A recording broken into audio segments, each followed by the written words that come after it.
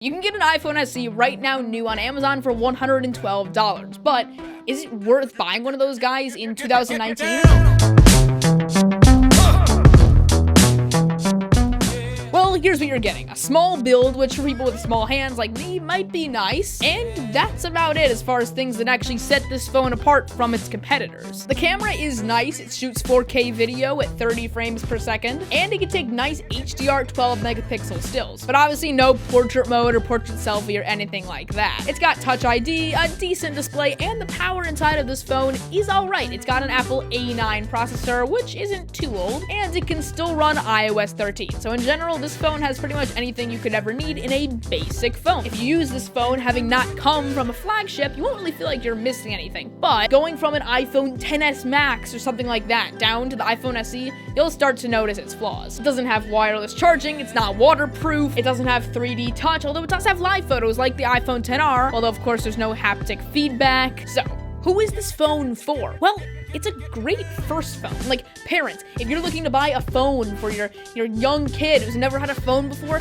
this is perfect. Or even just a device. Like, don't buy Apple's new iPod Touch. That thing is $199. So if you were even thinking of getting Apple's new iPod Touch, just don't. There's no reason to.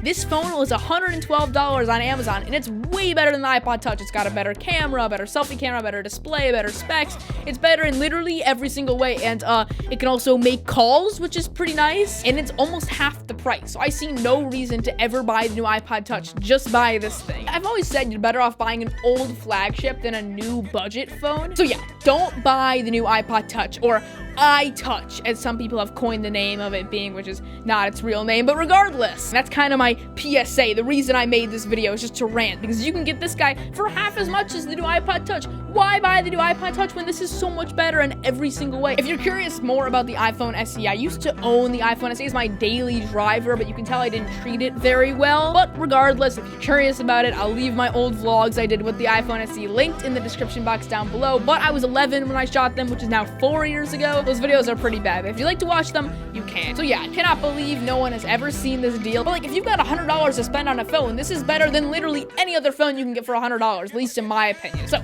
see you guys next time. Let me know in the comment section down below if you've ever used this phone, and I will see you guys next time. I'm Jack. Peace out.